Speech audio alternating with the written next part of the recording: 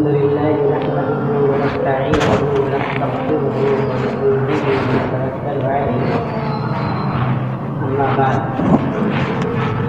فأعوذ بالله من الشيطان الرجيم. بسم الله الرحمن الرحيم. إن هذا القرآن يهدي للتي هي أقوم ويبشر المؤمنين الذين يعملون الصالحات أن لهم أجرا كبيرا. صدق اللہ العظیم.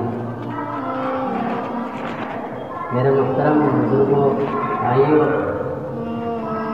قرآن کریم یہ اللہ رب العزت کی آخری کتاب ہے، یہ اللہ کا کلام ہے جو کہ نبی آخر السماء یعنی کہ محمد عربی صلی اللہ علیہ وسلم پر نازل ہوا.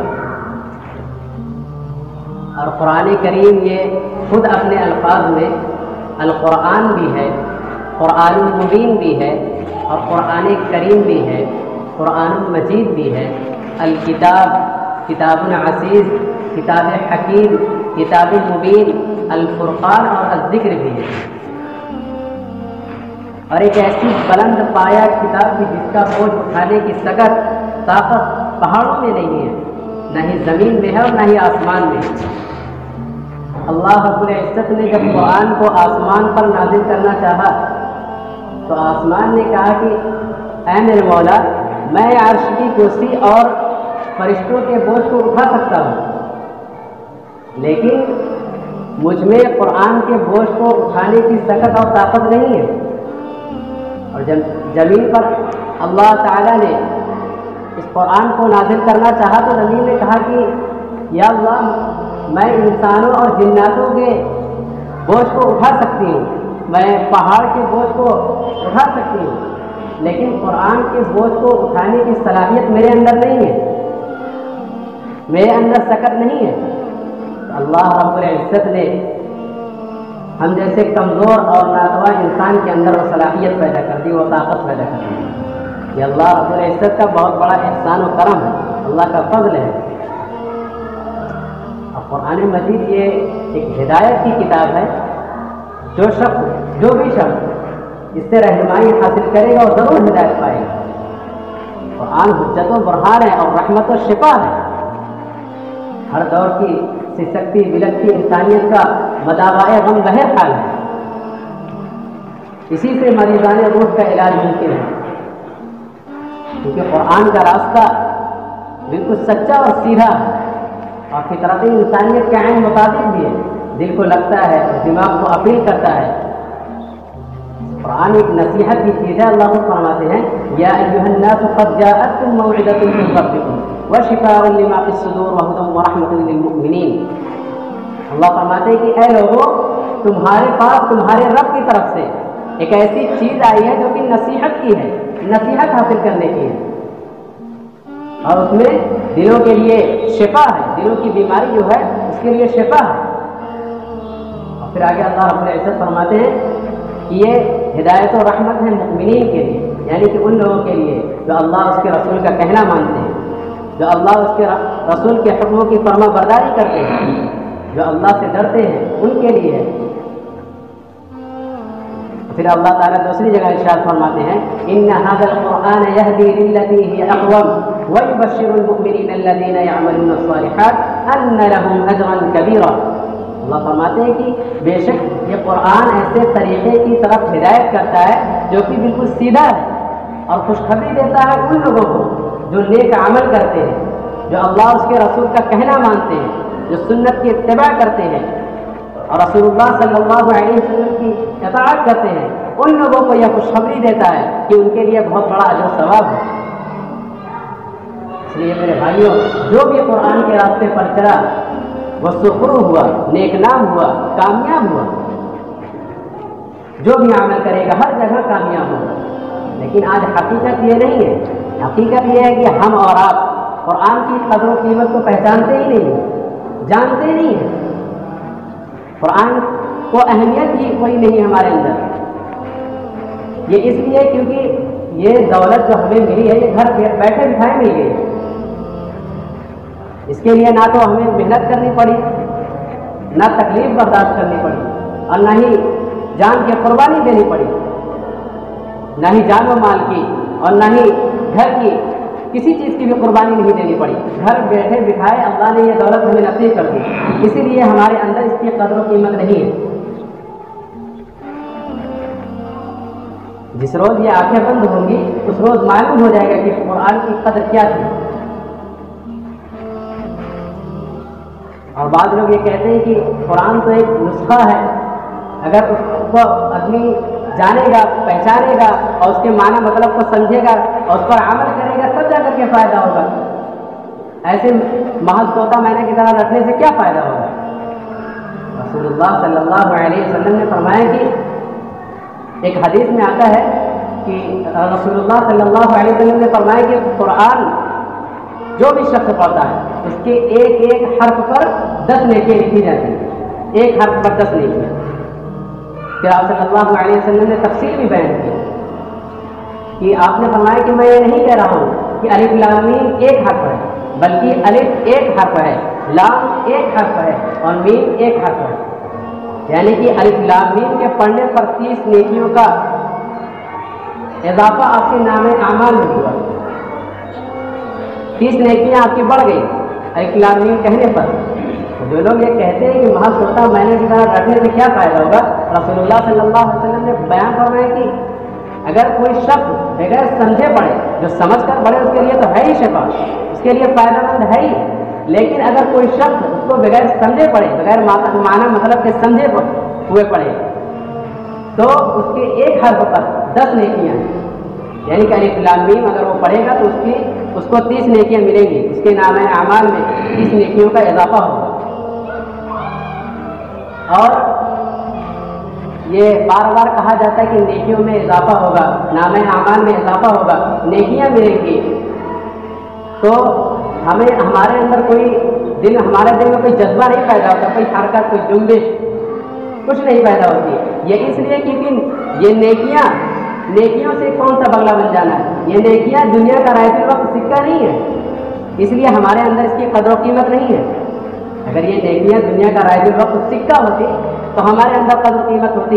جیسے اگر مان لیا جائے کہ اگر کہا جائے کہ الف لام میم کے الف پر 10 روپے ملیں گے، الف پر 10 روپیہ، لام پر 10 روپیہ اور میم پر 10 روپیہ، تب جا کر کے اس کے بعد اگر ہمیں کوئی بتائے گا یہ تو ہمارا دل اس کی طرف کھینچے گا، لوگ بھاگیں گے، ان کے اندر ایک حرکت ہوگی، کیونکہ وہ کہیں گے کہ یہ تو بہت سستا سودا ہے کہ الف پر 10 روپیہ، لام پر 10 روپیہ، میم پر 10 روپیہ، 10 روپے سے اتنا، وہ جانتے ہیں کہ 10 روپے سے اتنا کام ہو جائے گا، 30 روپے سے یہ کام ہو جائے گا۔ کیونکہ وہ لوگ پیسے کی قدر و قیمت تو جانتے ہیں، کتنی مشقت سے آتا ہے، کتنی محنت سے آتا ہے، اس لیے ان کے اندر اس کی اہمیت ہے۔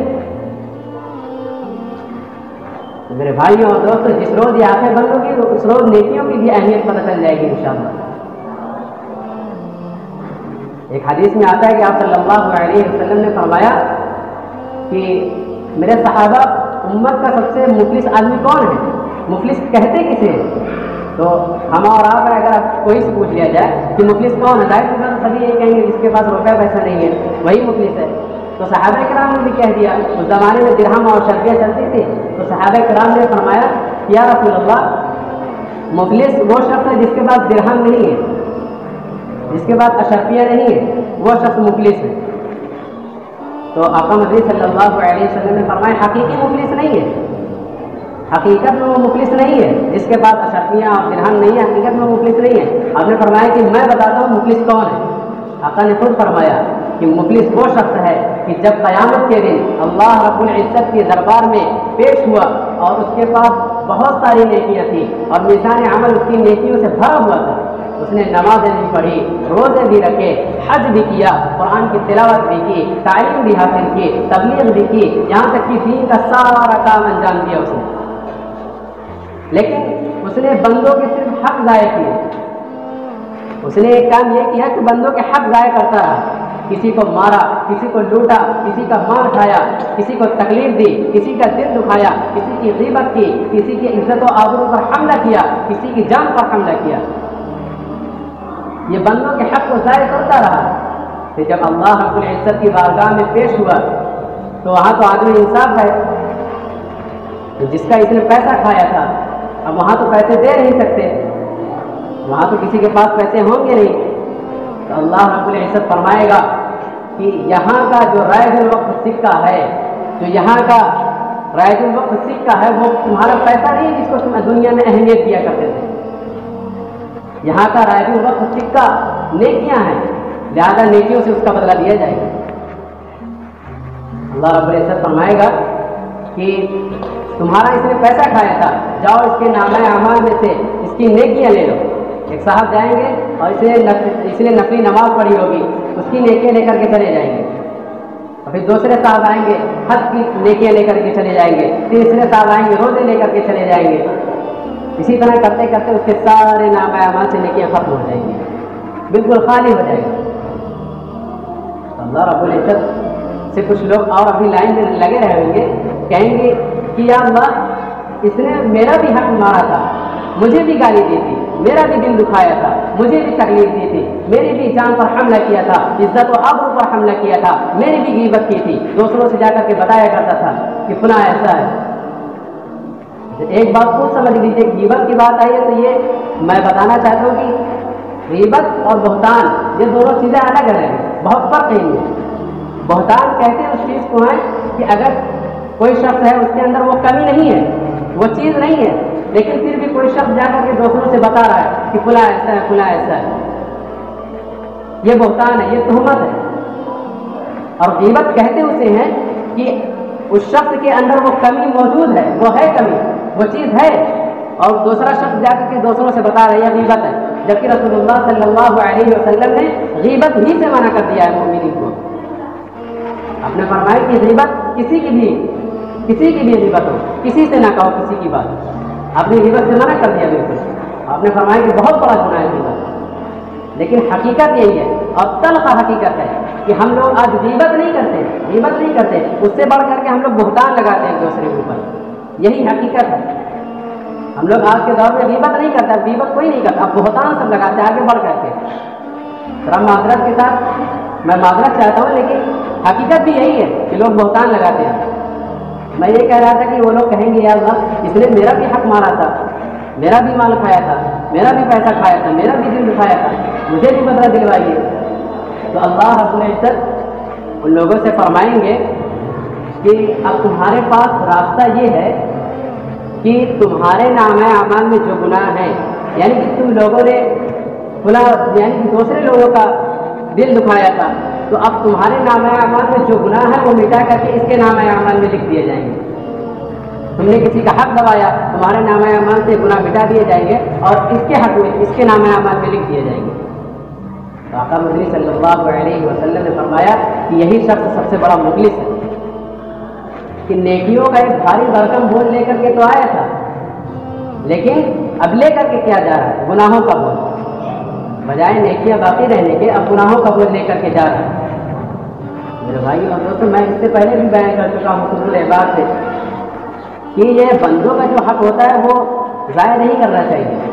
حقوق اللہ جیسے مان لیجیے کہ اگر کوئی شراب پیتا ہے، معاذ اللہ کوئی زنا کرے یا جوا کھیلے، کوئی اور بڑا گناہ کرے، لیکن اللہ رب العزت سے جب معافی مانگے گا یا اللہ استغفر اللہ واتوب الیہ، تو آپ نبی صلی اللہ علیہ وسلم فرماتے ہیں کہ اس کو اللہ رب العزت ایسے ہی کر دیتے جیسے اس نے کچھ کیا ہی نہیں، بالکل ایسے ہی پاک صاف ہو جاتا ہے جیسے اس نے کچھ کیا ہی نہیں کرتا۔ لیکن جو بندوں کا حق ہے وہ کبھی اترتا نہیں ہے جب تک کہ ان سے معافی نہ مانگی جائے، جس کا حق مارا گیا ہے۔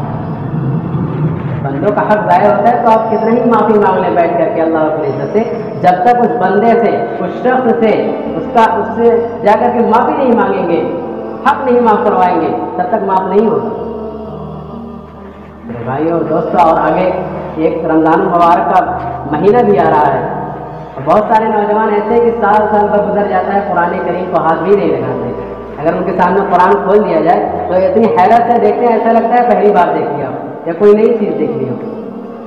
تو قرآن کے لیے ٹائم نکالیں، نماز کے لیے ٹائم نکالیں۔ ہاں بہت سارے مسائل ہوتے ہیں، کام ہوتے ہیں، کاموں میں انسان لگا رہتا ہے، دن بھر محنت کرتا ہے، تھک جاتا ہے، لیکن اگر ہم لوگ اللہ اس کے رسول کے لیے ٹائم نہیں نکال سکتے، وقت نمازوں کے لیے نہیں نکال سکتے، تو پھر ہمارے دنیا میں آنے کا مقصد ہی کیا رہ جائے گا؟ हम आए हैं इसीलिए तो आए हैं कि हम अल्लाह की इबादत करें, वादा करके आए। अगर हमारे साथ कोई वादा खिलाफी कर देता है तो हम उससे मुँह मोड़ लेते हैं, हम उससे बात ही नहीं करते, हम उससे बिल्कुल नाराज़ हो जाते हैं कि हम बात ही नहीं करते उससे, कभी पूरी ज़िंदगी बात ही नहीं करते। क्यों? क्योंकि इसलिए कि इसने हमारे साथ वादा खिलाफी की है। तो हम भी अल्लाह रब्बुल इज़्ज़त से एक वादा लेकर के आए, एक वादा करके आए हैं कि अल्लाह रब्बुल इज़्ज़त हम दुनिया में जाएंगे तो सिर्फ आप ही की इबादत करेंगे, सब कामों से पहले आपके हुक्म को तरजीह देंगे। तो हमारे यहाँ अगर नहीं आते हैं तो जब हम वादा खिलाफी करेंगे, जाहिर सी बात है जो कोई भी होगा नाराज़ होगा। अल्लाह रब्बुल इज़्ज़त इतना मेहरबान है, फिर भी देख करके सारी नाफरमानी फिर भी उतनी मोहब्बत करता है। मेरे भाइयों और दोस्तों, कुरान की तिलावत करें, टाइम नहीं मिल रहा है तो निकालें, कोशिश करें, क्योंकि यही कुरान कल क़यामत के दिन अगर हमने इसके तिलावत को तर्क कर दिया तो कल क़यामत के दिन ये हमारे लिए जान का वबाल बन जाएगा। या अल्लाह रब्बुल इज़्ज़त से कहेगा कि या अल्लाह ये मुझे अपने घरों में सिर्फ ताक में सजाने के लिए रखता था, ये रहमत का जरिया बना करके सिर्फ रखता था, मुझको पढ़ता नहीं था। अगर हम लोग पढ़ेंगे और उसकी तिलावत करेंगे तो अल्लाह रब्बुल इज़्ज़त से कल हमारे सामने आकर के खड़ा हो जाएगा और सिफारिश करेगा कि या अल्लाह ये मुझे दुनिया में पढ़ता था, मेरी तिलावत करता था, इसके पास मसाइल काम बहुत सारे थे लेकिन ये अपने कामों को रोक देता था, मेरी तिलावत करता था, या अल्लाह तो इसको जन्नत में दाखिल फरमा दे। तो अल्लाह रब्बुल इज़्ज़त उसके शफाअत को कबूल करेंगे। अल्लाह रब्बुल इज़्ज़त हमें और आपको कहने सुनने से ज़्यादा अमल की तौफीक अता फरमाए।